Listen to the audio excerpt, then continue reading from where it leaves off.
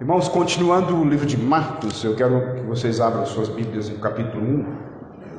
E hoje nós vamos ver 2 versículos apenas. Evangelho de Marcos, capítulo 1, versos 12 e 13. Marcos 1, 12 e 13. Deixe as suas Bíblias abertas aí.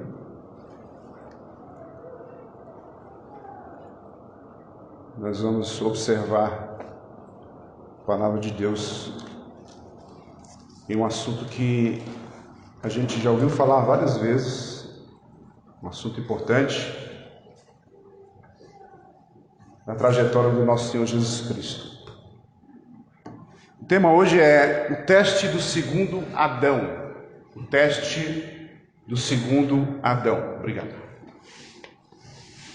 Teste do segundo Adão. Nós vimos que o Senhor Jesus ele se submeteu voluntariamente ao batismo. Na preleção passada nós vimos isso. E nós vemos também que existe um paralelo. O que é um paralelo? De um lado e do outro, entre o Antigo e o Novo Testamento. Por exemplo, Adão ele foi tentado, ele foi testado e fracassou. Ele foi colocado num jardim com provação. Havia uma provação. O homem, quando Deus fez o homem e a mulher, os primeiros, ele colocou no jardim e havia um teste. Era necessário esse teste. E quando nós olhamos para Cristo, nós vemos como o último Adão, ou o segundo Adão, que ele será provado novamente. Ele vai ser provado. Não que Jesus é o Adão, mas é só uma expressão. Aquele que caiu no seu teste, não conseguiu ser vitorioso no seu teste. Adão, lá no Jardim do Éden. Agora, Cristo, ele vai ser testado, ele vai ser provado e ele obterá a vitória. Nós vemos isso no texto e sabemos disso. E também nós podemos ver 2 árvores. A primeira árvore foi ali no Jardim do Éden, quando Deus disse que não poderia comer do fruto dela. Falou com Adão sobre isso. E nós vemos agora, e aí nesse sentido, nós sabemos que os primeiros homens, ou os dois, o casal ali, eles desobedeceram. Mas nós vemos agora Jesus indo e vai carregar o madeiro, que é de uma árvore também, mas ele vai obedecer, ele vai se submeter. Nós vemos esses dois pontos convergentes, que é o madeiro ou a árvore do conhecimento do bem e do mal, que estava ali lá no Jardim do Éden, e nós vemos Jesus mais à frente carregando o madeiro, carregando a sua cruz em obediência.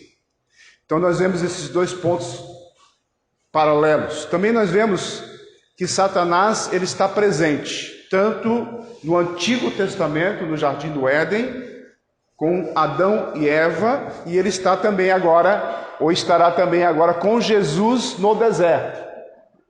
Então, Satanás está ali, sempre acompanhando a criação, e tentando fazer algo para deturpar, para poder ganhar terreno, para poder distrair a criação de Deus. E no caso de Jesus é algo muito mais profundo, nós sabemos disso. Adão, ele errou em ser rei, sacerdote e profeta. Agora Cristo, ele acerta nesses 3 ofícios. Cristo acerta nesses 3 ofícios. Nós já vimos isso, acerca disso, do ser rei, sacerdote e profeta. O primeiro homem não conseguiu atingir aquilo que ele deveria ser, mas o segundo Adão, no caso Cristo, conseguirá atingir. Vamos ler Marcos capítulo 1, verso 12 e 13. Marcos 1, 12 e 13. Diz assim Palavra do nosso Deus. E logo o Espírito conduziu Jesus ao deserto, onde ficou durante 40 dias, sendo tentado por Satanás. Estava com as feras e os anjos o serviam. Vamos orar novamente. Senhor nosso Deus, nós estamos num momento de reflexão da Tua Palavra, chegando aos últimos dias do ano de 2019. E nós precisamos refletir mais acerca daquilo que o Senhor, nosso Deus, submetendo o seu próprio Filho, nos deu a oportunidade mais importante da vida do homem de reconhecer que Jesus fez aquilo que era necessário para a salvação da humanidade, para todos aqueles que foram escolhidos pelo Senhor, dos quais somos alguns daqueles que o Senhor designou para entender a Tua Palavra. Obrigado, Senhor, pelo privilégio que temos de estarmos aqui nesta igreja para ouvir a Tua Palavra e meditar nela.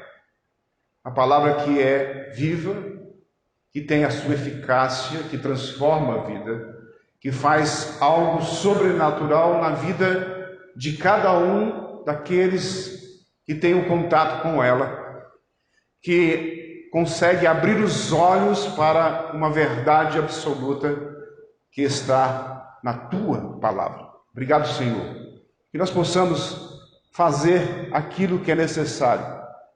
Eu, como Teu servo, que quero ministrar, ou que preciso ministrar a Tua Palavra esta noite, para estas pessoas que estão aqui, e para mim mesmo, Senhor, o Senhor esteja nos orientando.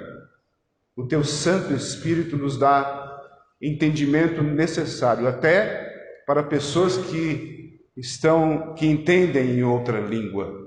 Mas o Senhor é maravilhoso demais e nos dá esta oportunidade.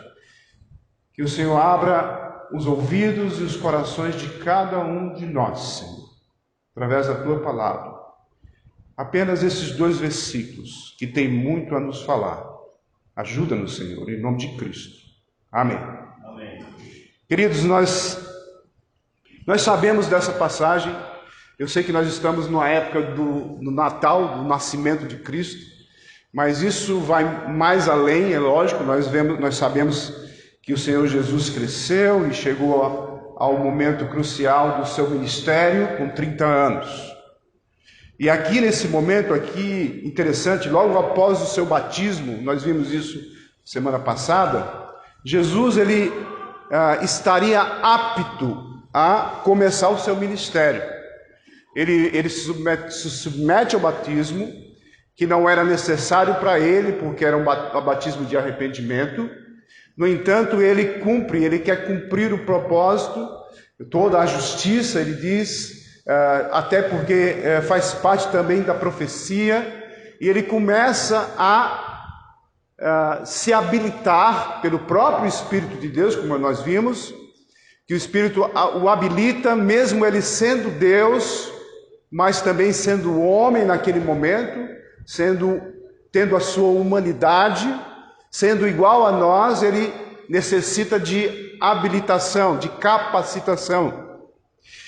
E aí, depois que ele se submete a isso, depois que o próprio Senhor, Deus Pai, diz e fica alegre com ele, porque ele está se submetendo, iniciando o propósito que ele foi incumbido, que é andar até o momento crucial e entregar sua própria vida ali no Calvário.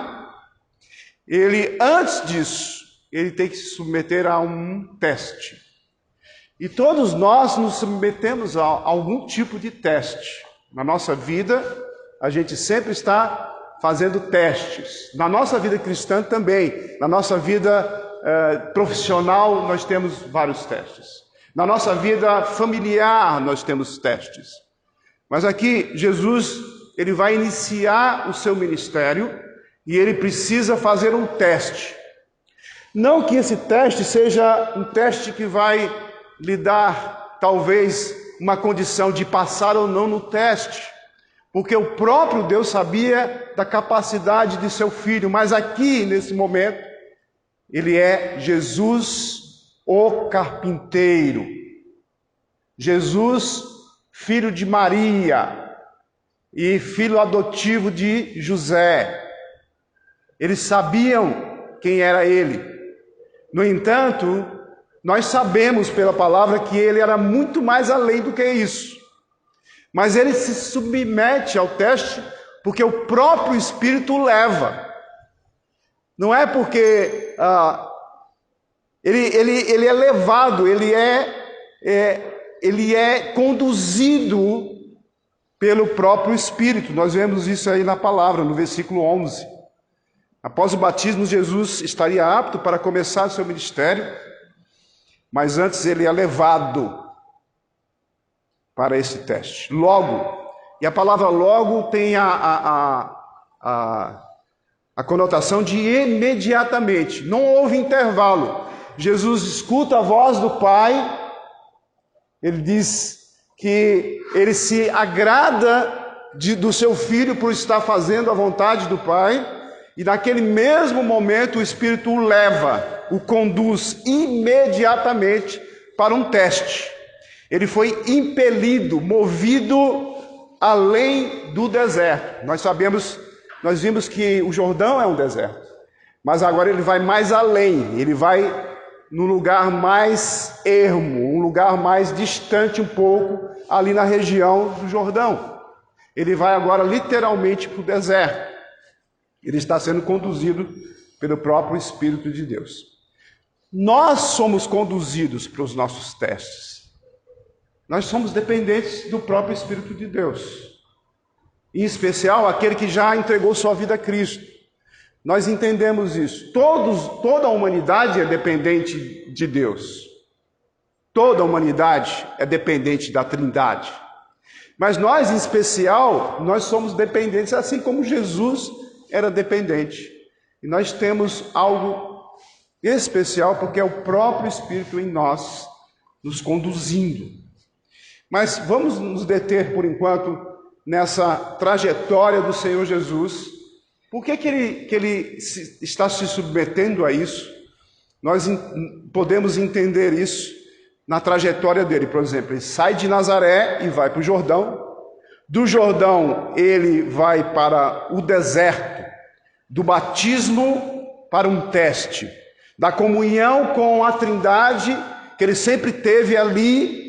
Quando a gente observa no batismo dele, a comunhão, da comunhão ele vai agora para a batalha. Ele vai enfrentar uma batalha que parece ser além da sua capacidade humana. E nós vemos isso no segundo ponto, que o primeiro é levado para o teste no deserto. Agora nós vamos ver o segundo ponto, que é levado para o teste por 40 dias. Um teste de 40 dias. Como é que a gente entende isso? A gente vê as dificuldades dos jovens hoje em fazer um teste de vestibular, ou mesmo do Enem, que fica 2 domingos ali, durante horas, fazendo testes, para ver se ele consegue uma pontuação para passar, para ir para a universidade. 2 dias. Se você for olhar as grandes elites dos exércitos, por exemplo, de Israel, da Alemanha, ou de qualquer outro país, Estados Unidos, por exemplo, o teste é tão acirrado, no Brasil também, nas agulhas negras, por exemplo, ou qualquer outro tipo de exército que é especial, ele se submete a testes difíceis que chegam até algumas pessoas, alguns jovens, a morrer fazendo teste, para vocês terem uma ideia. São testes de semanas, de 1 semana, de 2 semanas, andando pelos esgotos, se arrastando por trincheiras difíceis, as balas passando pertinho deles. Então tem vários tipos de testes que eles passam, para a gente ter uma ideia do que é ser um teste. Agora imagina o teste de Jesus. São 40 dias. 40 dias sem comer e sem beber. Ele sendo humano. A gente pensa assim, será que é possível alguém passar tanto tempo assim? 40 dias e 40 noites sem comer e sem beber? Nós sabemos que quando a gente vê o número 40 na Bíblia, a gente lembra de algumas passagens, por exemplo, Moisés no Monte Horebe, por exemplo, recebendo as tábuas de pedras da lei, né? A gente vê isso em Deuteronômio 9:9. Vemos também Elias no mesmo monte, depois dele ter passado por aflições, ele chega a uma depressão, depois Deus vai e coloca ele e diz assim, olha, vá caminhar agora, depois dele ser alimentado, dele ser animado, ele vai começar uma caminhada de 40 dias e 40 noites até o mesmo monte, Monte Horebe. Nós lembramos também do povo de Israel, e agora não é 40 dias, é 40 anos no deserto. Imagina, 40 anos, um povo que saiu ali do Egito, que saiu ali da escravidão, e começa uma caminhada atravessando o Mar Vermelho, e aí eles passam 40 anos no deserto para chegar à Terra Prometida. A gente não consegue imaginar isso. 40 anos rodando ali no deserto, tendo as suas vários tipos de problemas, e as pessoas crescendo e se multiplicando e morrendo ali, as novas gerações chegando, até chegar aquele momento crucial onde uma boa parte não entra na Terra Prometida. A gente sabe da história, a gente vê isso constantemente lendo o Antigo Testamento. 40 dias, 40 anos, isso nos dá uma noção mais ou menos. Então, você passar 40 dias fazendo um teste, é difícil você fazer esse teste. Mas acontece, algumas empresas fazem de meses, às vezes. Uma coisa importante que a gente tem que olhar nesse texto é a palavra ou o verbo tentar. Ele foi tentado no sentido positivo. O que significa isso? Ou tentar aqui está mais para a questão do teste, ser testado, não tentação na questão de pecado, mas de passar no teste. E também tem o sentido de fortalecer espiritualmente. Então nós somos tentados às vezes, ou testados, para fortalecer espiritualmente. Nós podemos fazer um teste, por exemplo, de jejum, onde a gente fortalece o nosso espírito, de alguns dias. Não sei quanto tempo você pode fazer isso. Mas existem, nesse sentido aqui, o Senhor Jesus ele precisava passar nesse teste, não para testar quem ele realmente é, nós sabemos, mas Satanás queria ver até onde ele podia chegar e ver se ele, sendo agora um ser humano, ele poderia resistir até as últimas consequências. A gente pensa nós nos colocando ali como Jesus. Passar 40 dias sem comer e sem beber é muito difícil. Agora, ser tentado da forma que ele foi tentado, nós sabemos, olhando para Mateus, por exemplo, você vai ver como Satanás instigou ele a fazer com que ele pudesse cair nesta tentação e submeter a Satanás. Cristo, ele pode ser tentado? A gente pergunta, essa é a pergunta, como é que pode isso? Ele pode ser tentado? A gente pensa, ele sendo humano, ele é 100% homem, na mesma condição da gente, com todos os nossos defeitos, menos pecado. Então ele pode ser tentado sim. Por quê? Porque ele era humano. Agora, a diferença entre nós e Jesus é que o pecado, quando ele chega em nós, quando o teste chega em nós através do pecado, o pecado ele pode interagir com nós mesmos. Nós conseguimos absorver esse pecado e esse pecado interage com a gente e a gente pode cair. A diferença de Jesus é que ele não interagia com o pecado. Você é fraco em relação a isso. Se você é testado em qualquer coisa que pode deixar você cair, ou ficar distante de Deus, ou desobedecer a Deus, você é muito mais fácil de fazer isso, por causa da sua humanidade com a velha natureza. Jesus não tinha velha natureza, por isso ele não interagia com o pecado, mas ele poderia ser testado constantemente, para ver até onde ele iria. Deus permitiu isso, o próprio Espírito de Deus o levou ao deserto. Agora, a gente entende, por exemplo, que Jesus ele se submete a isso, e ele também é capacitado para entender cada um de nós.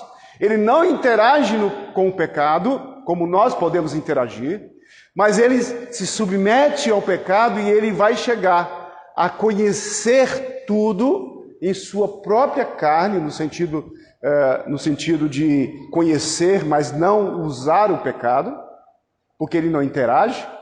Quando a gente olha, por exemplo, para Hebreus, abre Hebreus capítulo 4, versículo 15, que é um versículo conhecido da gente, mas que a gente pode adquirir mais confiança no Senhor Jesus, por ele ser humano, ao mesmo tempo sendo divino. Hebreus capítulo 4, versículo 15 diz: porque não temos sumo sacerdote, ele é sacerdote, ele é rei, ele é profeta, mas nós não temos nenhum sumo sacerdote, nenhum pastor, nenhum padre, nenhuma pessoa que possa intermediar por nós, a não ser Jesus Cristo. Porque ele, aqui na palavra diz, porque nós não temos sumo sacerdote que não possa compadecer-se das nossas fraquezas. Antes foi ele tentado em todas as coisas, a nossa semelhança, mas sem pecado. É interessante você notar esse versículo e entender que por mais que você passe por tentações, por mais que você passe por humilhações, na qual você vai sucumbir e vai tomar decisões erradas e vai se afundar cada vez mais em seu próprio ser por causa do pecado, você pode confiar em Cristo Jesus, porque ele lhe entende perfeitamente, porque ele foi testado em todas as coisas e venceu. Ele sabe da sua angústia, ele sabe dos seus defeitos, ele sabe dos mínimos pecados ou dos grandes pecados que nós temos. Por esse motivo nós podemos confiar em Jesus totalmente. Ele é como um advogado, sim, que está nos defendendo e diz: olha, eu sei o que ele passa, eu sei o sofrimento dele, eu sei que ele cai muitas vezes, mas ele confia em mim. Portanto, eu o livro de todas as acusações. Por isso que todos os nossos pecados foram pagos na cruz do Calvário. E foi suficiente o sacrifício de Cristo por nós. E ele entende cada um de nós. É interessante porque Deus se submete a isso, ele vem lá da sua glória e se faz como um de nós, se humilha para poder conhecer mais. Parece uma coisa assim que a gente não entende, porque se Deus é onisciente, ele poderia nos entender facilmente e dizer: olha, a minha criação é fraca. A minha criação, ela tem que ser totalmente dependente de mim. Ela pode cair facilmente. No entanto, eu os fortaleço com meu próprio espírito. É óbvio isso. O interessante é que a gente não entende como é que Deus nos fortalece com seu próprio espírito e nós não nos submetemos a ele, portanto caímos. Jesus prova isso de uma forma clara. Nos 40 dias que ele passa ali, ele foi tentado todo o tempo. Quando a gente olha para Mateus, nós vemos que em Mateus ele fala que no final dos 40 dias o Satanás vem e tenta ele em 3 pontos importantes na vida dele. Mas durante todo aquele tempo ele foi angustiado. Ele ficou ali no deserto, separado. Ele ficou fraco porque ele estava precisando de alimento. Então ele se submeteu à sua fraqueza humana. Ele usa a sua humanidade para nos mostrar quem nós somos. Nós somos fracos demais. A gente não aguentaria tanto tempo assim. Não é verdade? Mas Deus sabe quem nós somos. Ele conhece profundamente. Depois que Jesus passa por esse teste, ele sabe quem nós somos de uma forma muito íntima. 40 dias sendo tentado todo o tempo. Agora a gente começa a observar os atos de Satanás. Satanás, olhando para o Antigo Testamento, ele tira os primeiros, no caso Adão e Eva, da comunhão do Pai. O que Satanás quer fazer constantemente? Nos tirar da comunhão do Pai. Ele faz de tudo, ele usa as nossas concupiscências, os nossos erros, as nossas tendências. Mesmo você sendo homem salvo por Cristo Jesus, você ainda carrega o seu velho homem e se submete às circunstâncias. E ele sabe disso. Ele quer tentar tirar, assim como ele fez com Adão e Eva, tentando distorcer a palavra. Não foi isso que Deus disse. Então ele vai e tira eles da comunhão. Da mesma forma, agora, Satanás quer tirar o filho e também os homens. Por quê? Tirando o filho da comunhão do Pai, tentando persuadir ele a cair, porque se Jesus tivesse caído, se Jesus tivesse submetido a Satanás, nós cairíamos juntos e perderíamos tudo aquilo que ele estava sendo preparado para nos trazer. Então, nesse sentido, a gente observa que ele queria tirar o filho da comunhão do Pai e, ao mesmo tempo, nos tirar. Porque, tirando o filho, nós perderíamos aquilo que era mais importante para a nossa vida cristã: a comunhão do Pai através do Filho. Isso só poderia acontecer no momento crucial da sua morte e ressurreição. Se Jesus tivesse submetido a isso, a gente pensa, como é que pode? Graças a Deus, que Deus já tinha planejado todas essas coisas. Mas a gente começa a entender isso. Marcos trata Satanás como um ser real e não como um mito. A gente pensa assim, às vezes a gente fica observando a figura que foi feita de Satanás, com 2 chifrinhos, com um rabo e com um tridente na mão, todo vermelho e tal, simbolizando o fogo do inferno, aquele negócio todo. E a própria sociedade absorve isso como algo que não é real.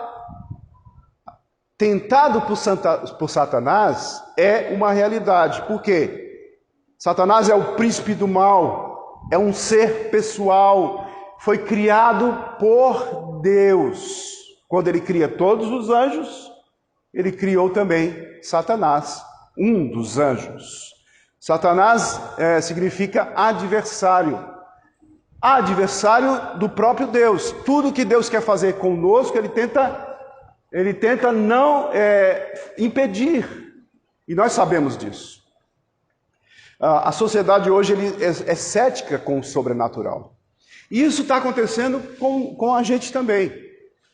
Nós estamos vivendo como nunca vivemos, sendo cristãos, o materialismo. E a gente começa a colocar de lado o sobrenatural. E esse é um problema sério, porque a sociedade acha que é só algo figurativo, que é uma personificação do mal. O mal existe, mas a personificação do mal é Satanás. E foi inventada pelos cristãos. Isso é uma mentira. Satanás é um ser pessoal que persuade. Ele quer nos persuadir, ele usa. Agora, isso não tira a sua responsabilidade. Porque o mundo caído, ele já está entregue ao príncipe deste mundo. Satanás já ganhou as pessoas deste mundo que são caídas por causa do pecado. Mas Deus, na sua infinita graça, misericórdia, nos alcançou você. Agora Satanás, ele não tem mais poder sobre você. Ele pode te tentar influenciar. Se fosse possível, Satanás viria de uma forma tão assim maravilhosa que enganaria até os eleitos, a palavra de Deus diz. Mas se fosse possível. Nesse sentido, você sabe que Satanás existe, ele é real. Ele tentou Jesus, assim como ele tenta cada um de nós todos os dias. Na sua vida cotidiana, ele está ali à espreita, como um leão que ruge ao redor, esperando só um momento para abocanhar, para devorar. A palavra de Deus nos diz isso. Não é diferente hoje dos nossos dias. E daqui a não sei quantos milênios, se assim tiver, Satanás estará sempre ao encalço, tentando derrubar a criação de Deus. E ele está tentando você todos os dias, testando você. Será que eu vou ler a Bíblia hoje? Não vou ler não. Precisa, para quê? Será que eu vou orar? Não preciso orar não. Já orei ontem. Eu já orei tanto ontem, eu acho que vai valer para a semana toda. É um erro. Isso é tentação. Isso é teste também. Todos nós passamos por testes todos os dias. Você vai ser testado todos os dias. Para que tua fé aumente. Quanto mais você olha para Cristo, quanto mais você o conhece, a sua fé te fortalece. Mas você precisa entender que Satanás existe. Mas não é aquele Satanás que está nas grandes, megas igrejas no início, agora eles nem fazem mais isso. Eu vou expulsar Satanás, aí começa a conversar com Satanás, aquilo lá é balela, muitas vezes. Pode haver alguma manifestação real, mas ninguém vai ficar falando com Satanás daquele jeito. Olha, Satanás, você veio aqui para quê? Eu vim aqui para fazer isso. Isso é papo. Mas ele existe. Ele existe. E se você der uma brechazinha, você estará submetendo a ele e você está fracassando no teste que você está sendo submetido. Quantas vezes eu sou testado? Quantas vezes você é testado? Para ser íntegro, para ser um homem de palavra, para ser um homem que não mente, para ser um homem que trata bem seus familiares, seu cônjuge, seus amigos, seu patrão, para que você ame os seus irmãos em Cristo Jesus. Você está sendo testado todos os dias.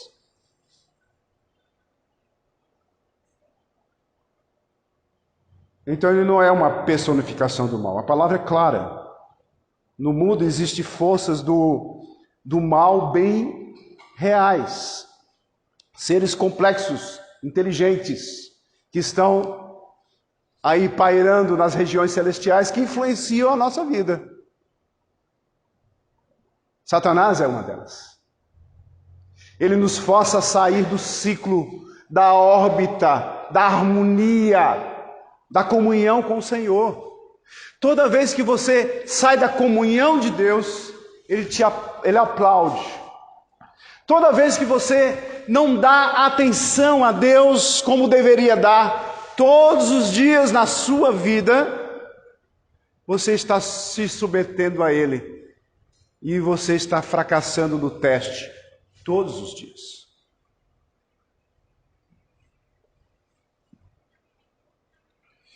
Mas Jesus, colocado sobre a tentação, não sucumbiu como nossos pais. Ele não foi igual ao primeiro Adão. Marcos apresenta que Jesus estava com feras. Interessante isso. Como é que a gente entende isso? Nos tempos de Marcos, os cristãos estavam sendo lançados às feras. Nos tempos de Marcos, as pessoas estavam sendo submetidas a serem levadas ali para serem jogadas aos leões que estavam famintos. E aquelas pessoas, elas tinham que provar a sua fé. O teste era horrível, já pensou? A gente já falou sobre isso, você já assistiu a Paulo, o apóstolo, e lá você vai ver uma retratação bem interessante, quando Lucas está ali conversando com os cristãos que estavam reunidos, escondidos, e depois eles foram pegos e foram presos, e ele foi visitá-los. E naquele momento, quando ele está numa antessala, com todos aqueles cristãos, crianças, velhos, adultos, mulheres, homens, e ele está pregando o evangelho, ele está falando com eles. Eles já tinham recebido Cristo como Senhor e Salvador, mas eles estavam prontos a passar um teste difícil. A qualquer momento, qualquer minuto que viria à frente, eles estariam entrando no lugar onde havia leões famintos para serem devorados. A gente pensa, que teste eu estou passando para eu ser cristão? Qual é o sofrimento que eu passo? E que teste eu estou sendo submetido para continuar firme na minha fé? Será que eu sou será que eu estou me submetendo àqueles que foram feitos em uma fila na praia para serem decapitados recentemente, tempo passado? Ou estamos sendo submetidos a um teste leve na nossa vida cristã, num país onde não há perseguição, num país onde eu tenho livre expressão de louvor, no lugar onde eu posso abrir a porta, as pessoas podem passar e ver que eu estou louvando o Deus Todo-Poderoso, que eu estou me submetendo a adorar o Senhor porque eu amo o Senhor, porque eu sou grato porque recebi a vida eterna através do seu Filho? Será que eu tenho perdido essa oportunidade de estar aqui louvando ao Senhor? De estar aqui aprendendo acerca dele? Ou será que eu já aprendi tudo e não preciso vir mais para a escola dominical? Eu não preciso mais vir para um culto de oração porque as pessoas estão orando e eu não preciso vir orar com as outras pessoas? Será que nós não estamos sendo negligentes nos testes que o Senhor tem colocado em nossas vidas? Como igreja viva, uma igreja irrepreensível, uma igreja que testemunha de Cristo, uma igreja que mostra realmente a imagem de Cristo estampada nos nossos rostos, na nossa vida, nas nossas atitudes. O Senhor Jesus se submeteu a neste grande teste para mostrar que Ele o queria fazer por nós.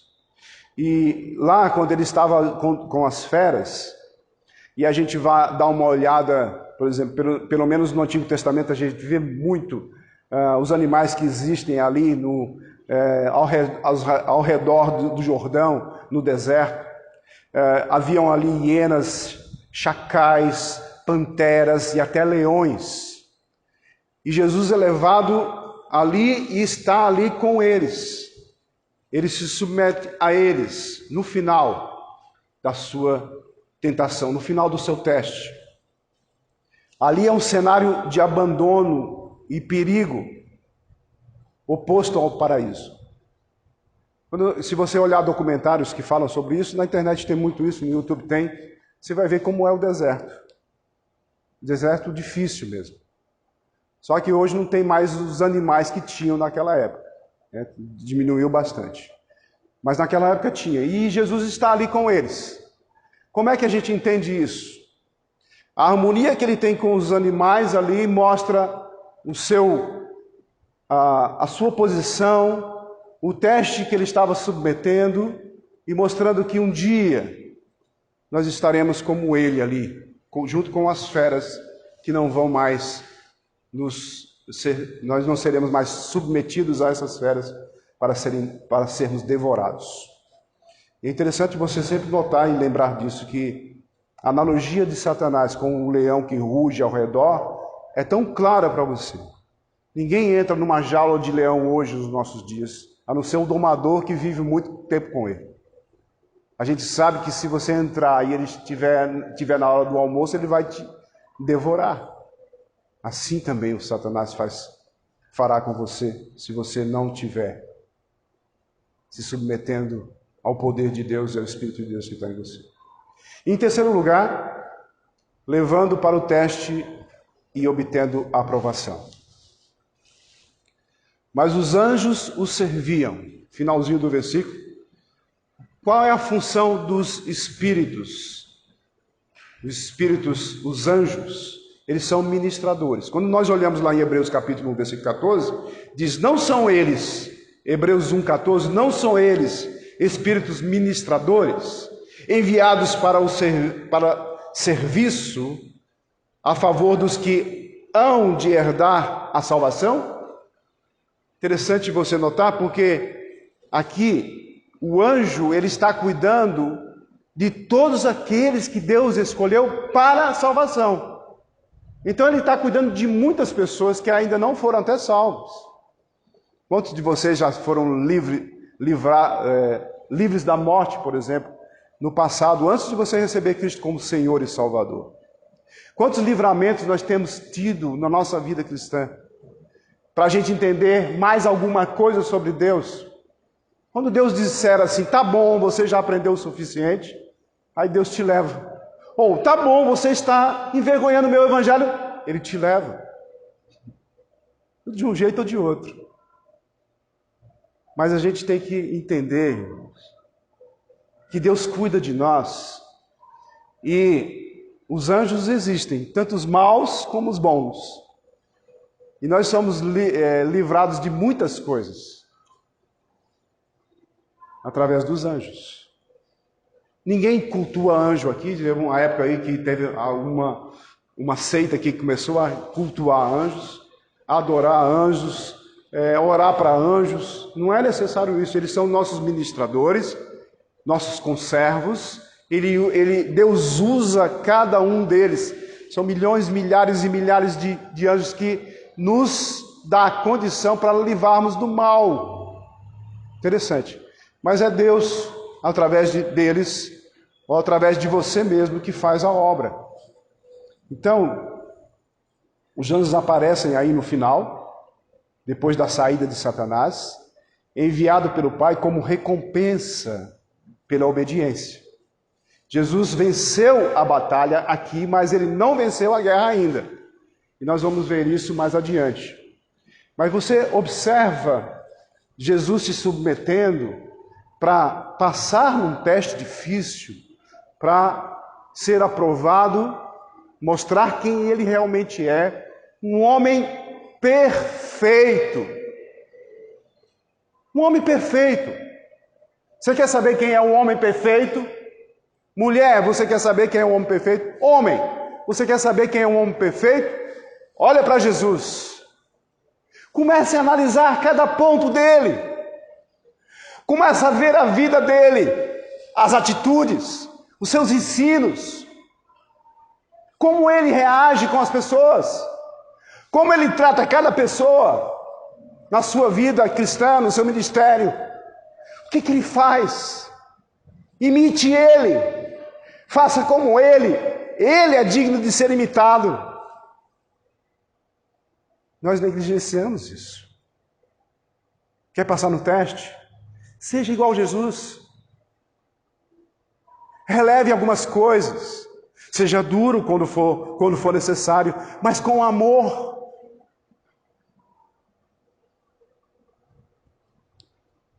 Jesus nos ensina tantas coisas.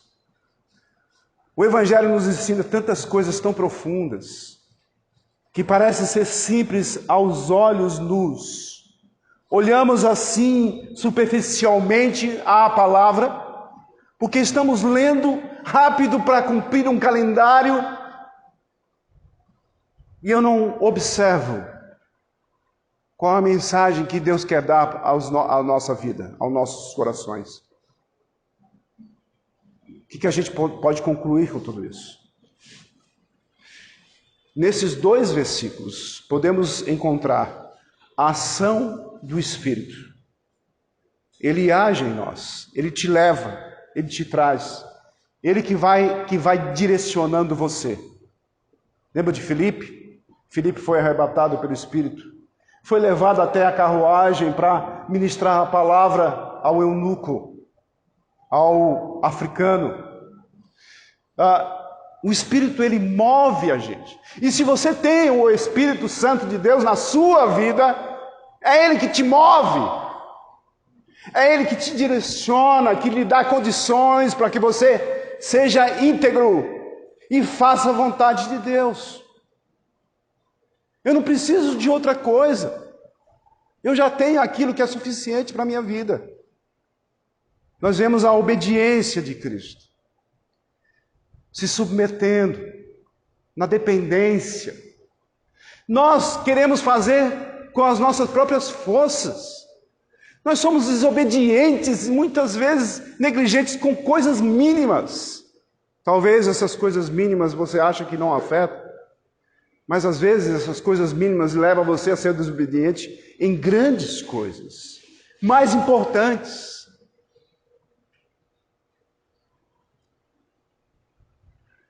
Olhamos para Jesus e vemos a sua obediência íntegra e podemos obedecer. Nós vemos a presença das feras. Nós somos rodeados de feras, demônios que estão tentando nos levar à perdição. Sim, mas eu sou revestido.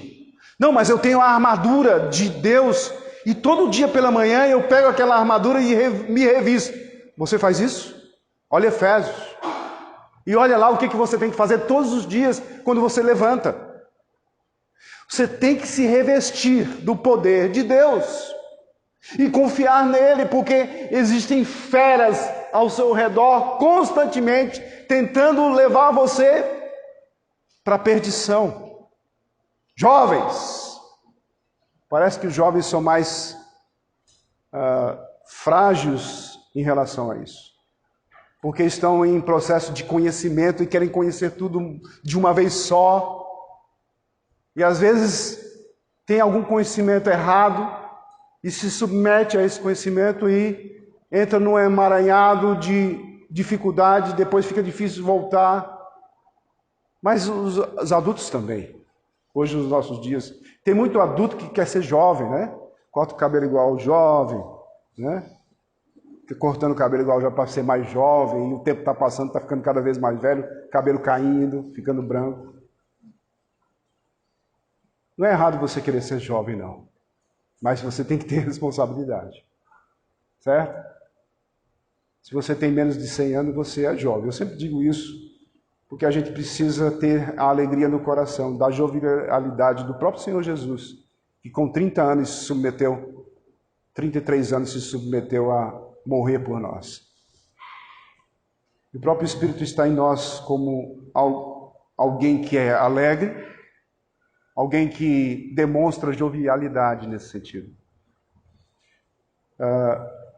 Os serviços prestados pelos anjos, os que ministram também por nós, para nós, E após essa vitória, Jesus se prepara para uma vitória maior. O ministério de Jesus consistia de pregação, de ensino, de cura e expulsão de demônios. É interessante você notar esse ponto de expulsar demônios. Você não vê hoje. Você só viu talvez na Universal e expulsão de demônios. Nós sabemos que existem demônios aos nossos redores que estão tentando prejudicar a vida de todas as pessoas. A gente vê essa expressão grande demais no Novo Testamento, quando Jesus está expulsando demônios, mostrando que esse poder foi vencido. E não precisa mais você se submeter a isso quando você entende que Jesus é aquele que dá toda a condição para você não se submeter mais a isso. Quando você recebe Jesus como Senhor e Salvador, você está livre de demônios. Mas enquanto não, você ainda é um tabernáculo vazio que pode ser preenchido pelo próprio demônio. Mas a gente pensa isso é algo sobrenatural, é algo, parece uma história de terror, mas é uma realidade. A Bíblia mostra isso. Agora, eu e você, que já temos em nossa vida como o nosso tabernáculo preenchido pelo Espírito de Deus, não há espaço para o mal entrar em você, nem ficar falando ao seu ouvido e você ouvir e dizer assim: eita, é verdade, então eu vou mudar a minha vida do jeito que você está falando. Satanás, ele fala de uma forma assim, bem emotiva, ele usa uma linguagem de persuasão, ele te leva a você andar nos caminhos tortuosos e você nem percebe. Então, nesse sentido, eu preciso ter a intimidade com Deus para não se submeter a essas coisas. E aí, Jesus, em seu ministério, ele vai pregar, ele vai ensinar, ele vai curar, ele vai expulsar demônios. Mas o triunfo final, morte, ressurreição, ele vai começar no seu ministério. Mas nós olhamos para a palavra e vimos que já foi concluído tudo isso.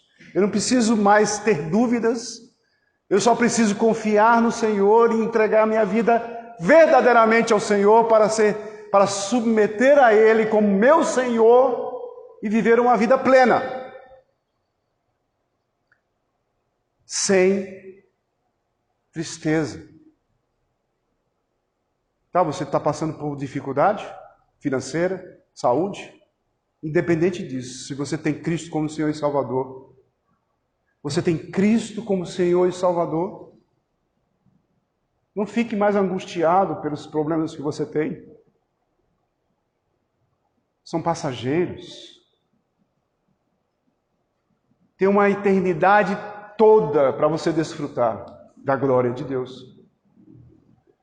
Você entende isso na sua vida?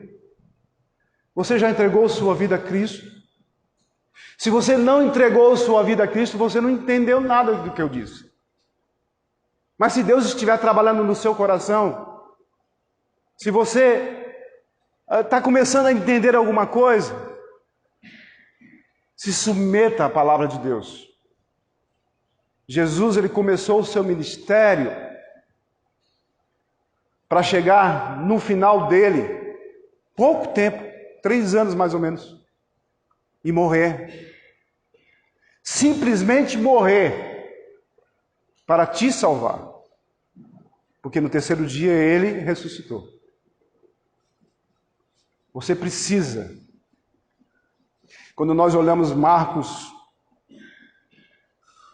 nesse ponto ele termina aqui, a parte mais importante do seu relato. Jesus está apto agora para entrar no seu ministério e vencer todos os obstáculos, vencer todos os ataques do inimigo, vencer todas as batalhas, para chegar no final e vencer por você o que já aconteceu no passado e que vale para você e para todos aqueles que creram nele no passado, antes dele, quando ofereceu o sacrifício de um cordeiro, e todos aqueles, você incluído, que receberam Cristo como Senhor e Salvador. Se você esta noite está aqui e ainda não recebeu Cristo como Senhor e Salvador da sua vida, você tem a oportunidade de receber, de dizer: olha, eu quero, porque eu não posso pagar os meus pecados. Eu me arrependo de tudo que eu fiz de errado, porque eu deposito a minha vida no Senhor Jesus, que morreu para me salvar e ressuscitou no terceiro dia.